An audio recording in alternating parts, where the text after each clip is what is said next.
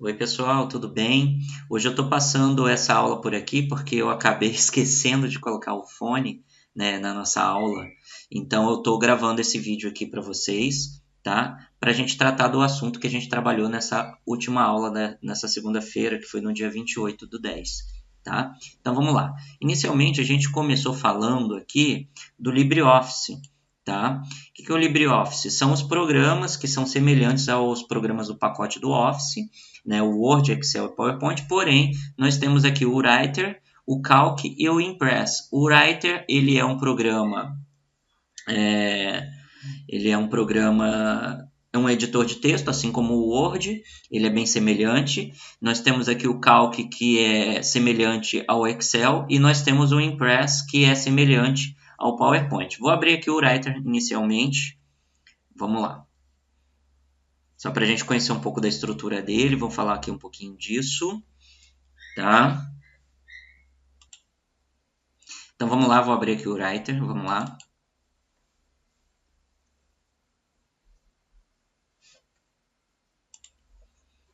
Certo, muito bem. Então aqui a gente tem uma estrutura que lembra bastante o Word, né? Vocês podem ver aqui que a gente tem aqui o menu arquivo, editar, exibir, inserir, entre outros, tá? Já vou tocar aqui num tópico, né? Que foi perguntado pelo Cláudio, né? A respeito do tema, se teria como trocar a cor desse tema. É possível sim. Eu verifiquei aqui que no menu ferramentas, ó, no menu ferramentas opções, a gente consegue fazer a troca do tema. A gente vem aqui, ó, em personalização e a gente consegue trocar. No caso ele está aqui com tema escuro, eu tenho essa opção aqui, ó, de aplicar uma cor mais clara, por exemplo, ó, tá? Então ele tem essas aplicações de tema aqui, tá? Tem até um azul aqui e tal, tem um branco, tá? Eu gostei mais desse escuro porque me parece que aparece melhor os ícones ali, ó. Tá vendo? Quando eu escolho o branco, o areia, aqui tem o areia, tem o cor de rosa também, né? Tem para todos os gostos, tem azul, tem cor de rosa. Deixa eu ver aqui o areia, como que ele fica, ó. Vamos ver, olha lá, ó. Os ícones eles ficam em branco, tá vendo? Então fica um pouquinho ruim de enxergar eles ali. Então eu vou deixar aqui o escuro mesmo, tá? Vou clicar aqui no OK. Só observando, eu cliquei aqui no menu ferramentas e depois fui em opções, tá ok? Fora isso, ele tem aqui as ferramentas tradicionais, né? O negrito, itálico, sublinhado, tem o sobrescrito, que é aquele caso para a gente escrever, né, expoentes, né, metro quadrado, metro cúbico, tem o subescrito também. E a gente falou também desse botão aqui, ó, que ele chama de alternar marcas de formatação, ou Ctrl F10, né? Lá no Word ele chama isso de mostrar tudo, tá? Então, eventualmente, alguns nomes vão estar diferentes, né? Por conta de que é uma outra empresa, né? É o LibreOffice, né? Apesar dele ser gratuito aqui, mas ele tem uma leitura um pouco diferente dos nomes desses ícones. Para que serve, né, exatamente esse botão aqui? Ele serve para o seguinte: toda vez que eu digito algo aqui,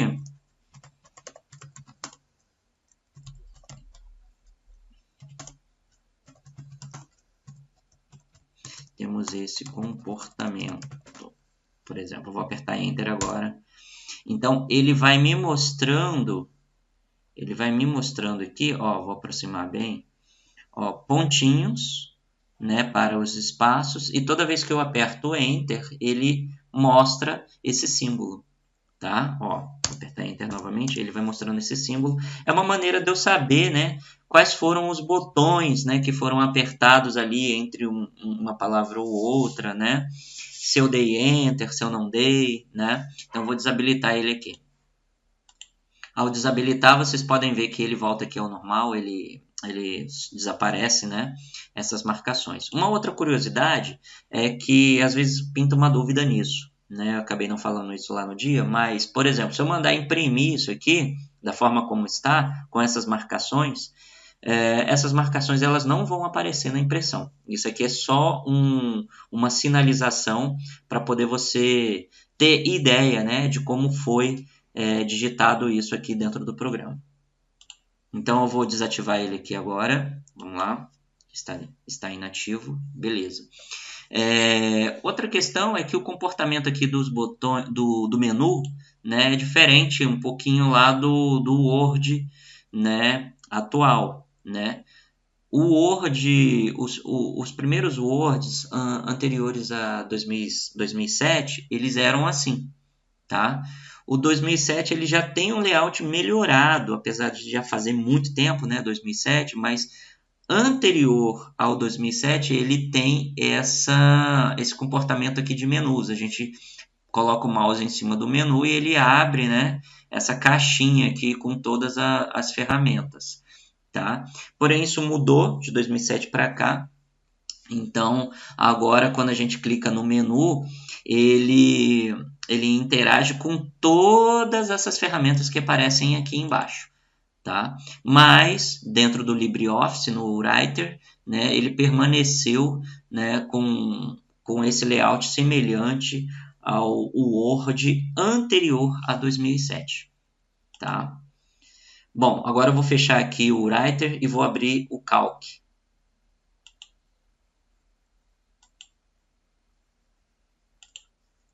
Abrindo o Calc agora, vou dar um duplo clique aqui. Pronto, estamos aqui no Calc, no LibreOffice, né, que é um programa, que é uma planilha eletrônica, né?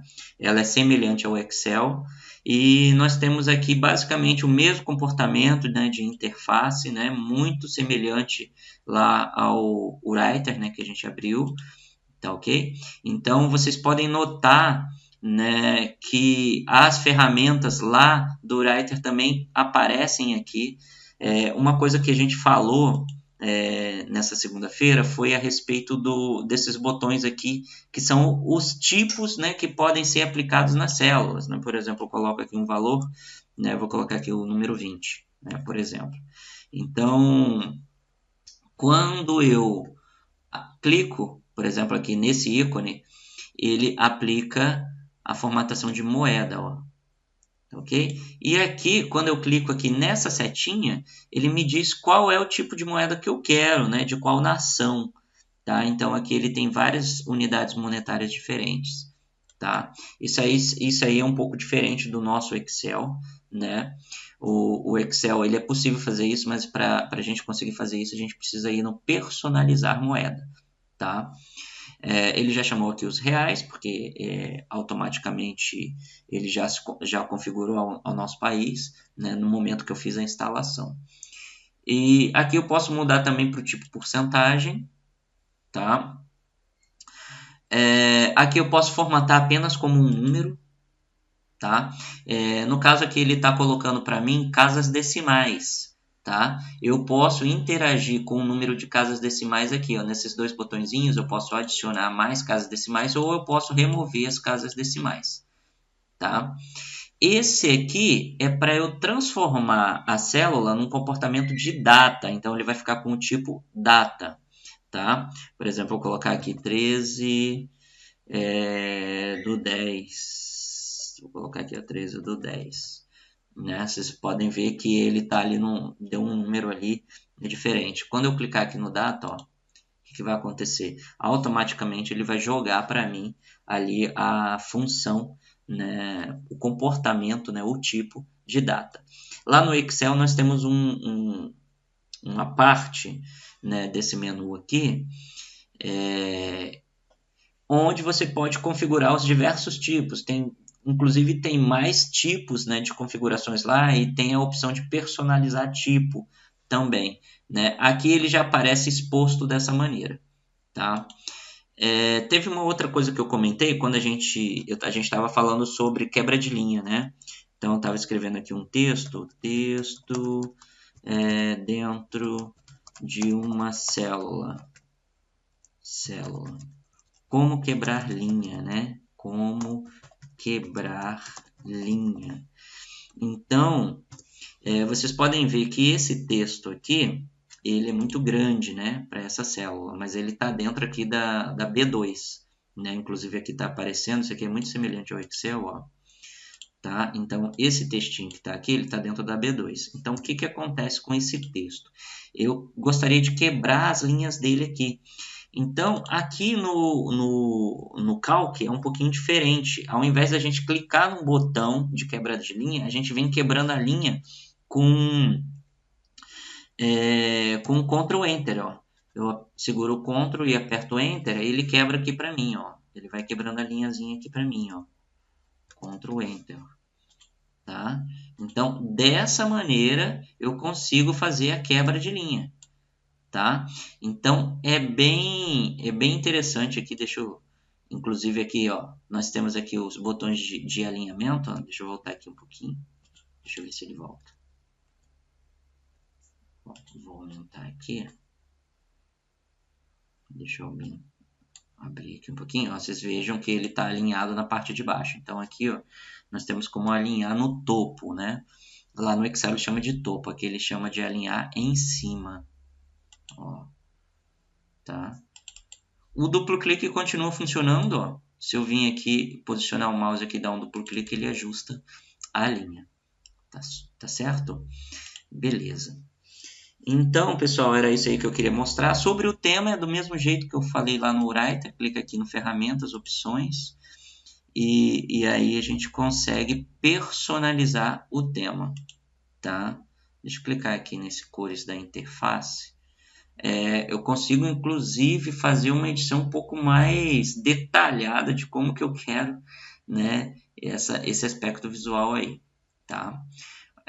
Aqui no cores da interface. Vou fechar, tá? E vou fechar o programa agora, tá? Não vou salvar.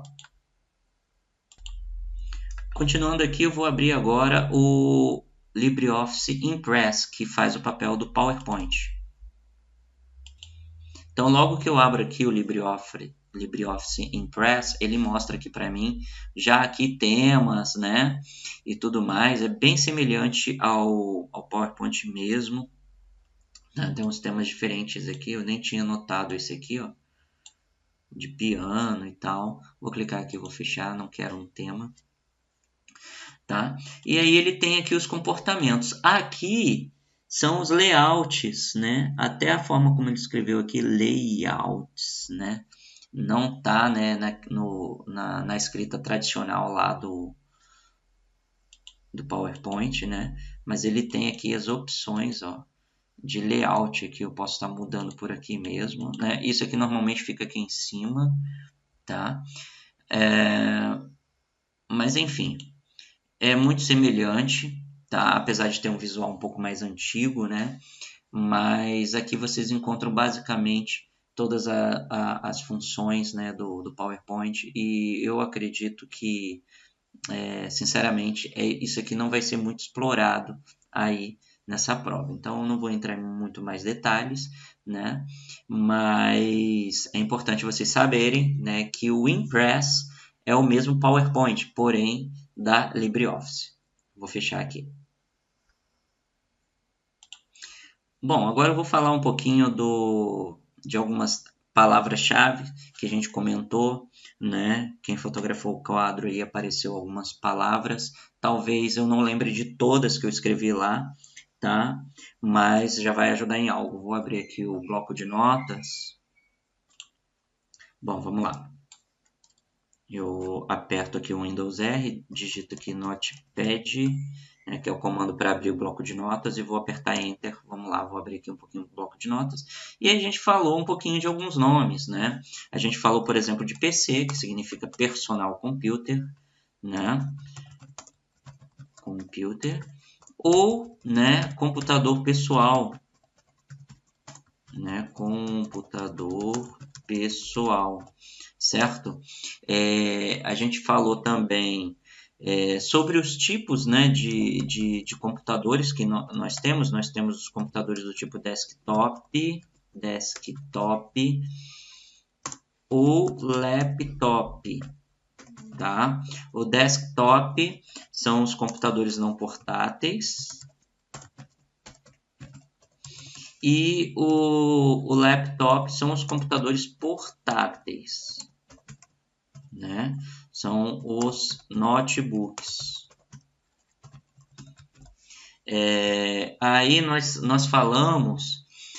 interessante, tem uma curiosidade que é importante eu colocar aqui para vocês, que é o seguinte, o desktop é um computador não portátil, que é aquele que a gente conhece, que tem a torre ou o gabinete, aí a gente liga os periféricos nele, que é o monitor ou teclado.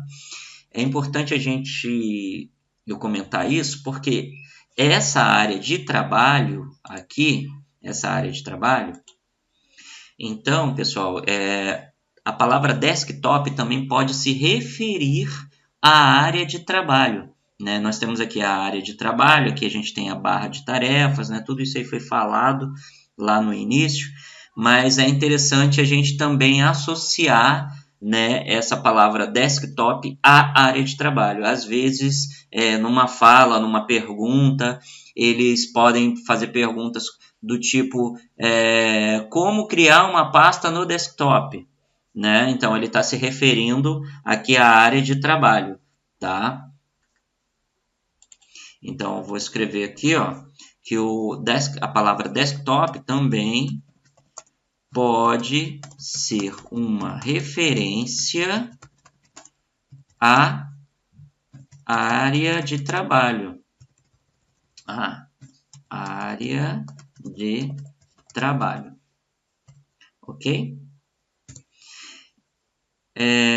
Outra palavra que é bem explorada aí no universo da informática são as palavras software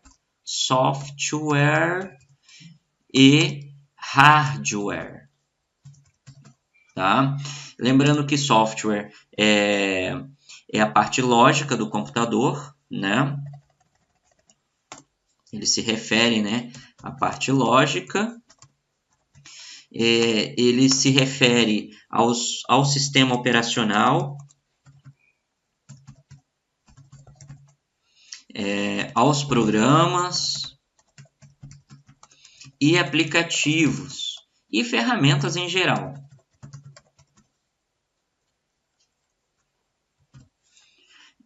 Já ferramentas do sistema, tá?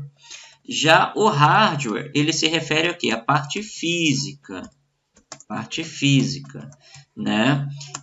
Aqui nós estamos falando do que, né? Nós estamos falando das peças do computador, né? Dos componentes. Então, nós temos componentes. Então, nós temos coisas do tipo como placa-mãe, né? Fonte de alimentação, os periféricos, né? Quem são os periféricos? Vou colocar aqui, por exemplo, monitor, né? Teclado, mouse, tá? Então, tudo isso aí faz parte do hardware do computador, ok? É importante também a gente trazer aqui sobre o hardware algumas observações em relação a alguns nomes de componentes que realmente são relevantes para o hardware.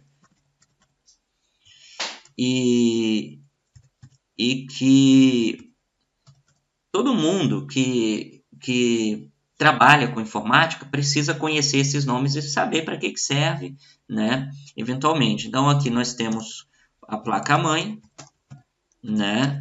Que a placa-mãe ela é integradora, né? Integra os componentes. É importante também a gente saber que a placa-mãe ela define, né, a capacidade de eficiência que aquele computador vai ter, né? Então, eu não consigo chegar numa eficiência desejada a partir do meu desejo. Eu preciso verificar qual é, né, a capacidade que a placa-mãe disponibiliza para eu poder fazer uma upgrade. Vou até colocar essa palavra aqui. essa palavra não foi falada lá, upgrade significa o quê? Significa melhorar, né, algo. Né, melhorar algo. Na informática, a gente coloca muito essa palavra upgrade associada ao hardware, né? Que, por exemplo, meu computador tem 4 GB de memória, vou aumentar para 8 GB de memória. O que eu fiz aí? Eu fiz uma upgrade, né? Nós temos também a palavra downgrade, né? Downgrade. O que é a downgrade? É quando a gente diminui, né, uma determinada a eficiência, por exemplo.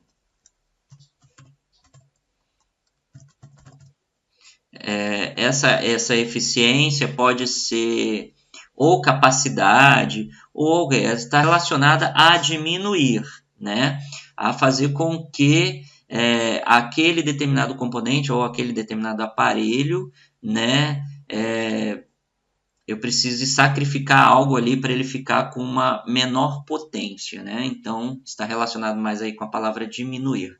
Então, a downgrade ela pode acontecer quando, né, por exemplo, eu tenho um determinado equipamento que não faz sentido, por exemplo, eu trabalhar ali com 16 GB, eu fui lá e coloquei 2 pentes de 8 GB, sendo que a placa-mãe ela só suporta 8 GB, né?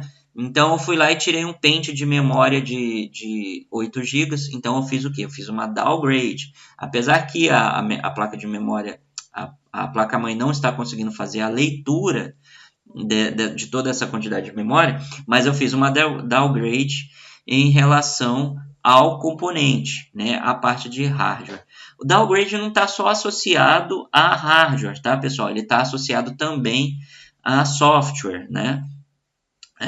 Por exemplo, vamos supor que o Word, né,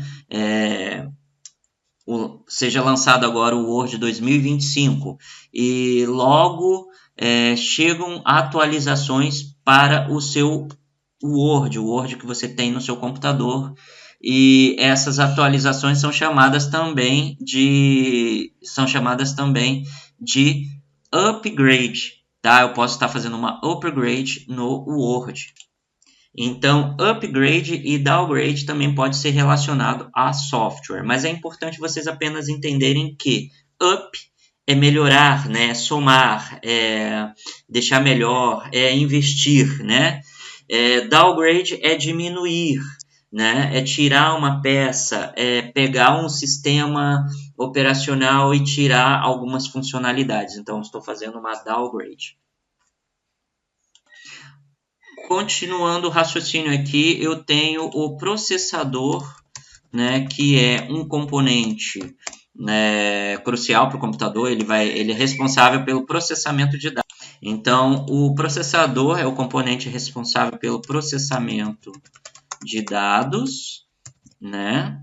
É ele, né, que efetivamente vai efetuar, né, todas as ações do computador. E essas ações elas são as mais variadas, né? Desde ligar o computador, desde abrir, né, um programa, né, desde fazer uma digitação. Então o processador cuida de todos esses detalhes e ele tem uma medida que é uma medida em GHz, que a gente chama de gigahertz, tá? Gigahertz. Então, o gigahertz é uma unidade de medida, um computador com uma unidade de, por exemplo, o interessante, né, para se ter um computador com uma capacidade acima de 3 gigahertz, tá? Então, 3 ponto alguma coisa, tá, de gigahertz. Nós temos o termo RAM também, que se refere à memória, tá? Memória temporária, e ela é medida através de gigas, né? A unidade de medidas é o gigabytes, tá? Os gigabytes... Vamos lá, pessoal. Então, continuando aqui, deixa eu só melhorar aqui o meu o texto aqui, deixa eu mandar isso aqui para cima. Então, eu estava falando aqui para vocês dos gigabytes, né? O gigabytes é a unidade de medida aí da memória, né? Eu recomendo atualmente, com a demanda de dados que a gente tenha, que você trabalhe com uma uma quantidade de memória de 8 GB para cima, tá?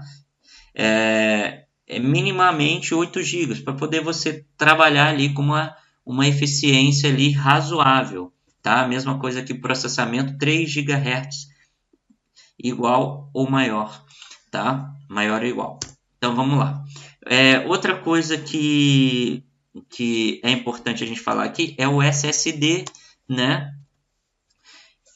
Que é o HD, o famoso HD que serve para armazenar, né, dados, né? Então, quando a gente salva algo no computador, né, quando a gente instala algo no computador, a gente instala no HD. O Windows, onde o Windows está instalado? Está instalado dentro do HD. É por isso que a gente falou lá dos discos, né? Disco C, disco D, onde que o Windows foi instalado? Ele foi instalado aqui no disco C, tá? Então, o disco C é um local dentro do HD, tá?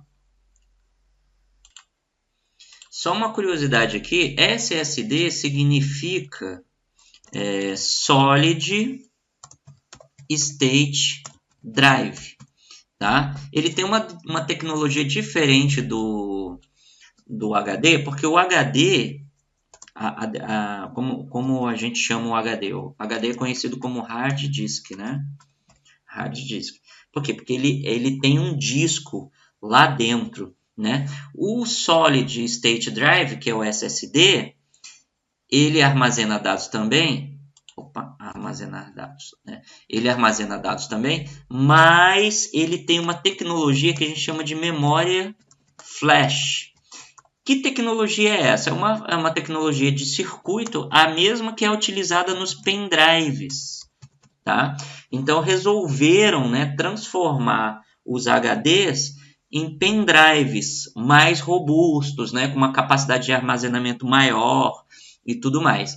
Então essa tecnologia ela melhorou muito a performance dos computadores de uma forma geral, tá? Então é interessante vocês conhecerem esse nome também, tá? Isso aí faz muito parte aí do nosso universo da informática. Bom, pessoal, era isso que eu queria passar aí para vocês, essas informações. Eu espero que seja de bom aproveitamento, tá? Eu estou aí à disposição para tirarem dúvidas, qualquer coisa vocês podem me chamar no grupo. Podem me chamar também no privado, não tem problema algum. E vamos em frente. Até breve!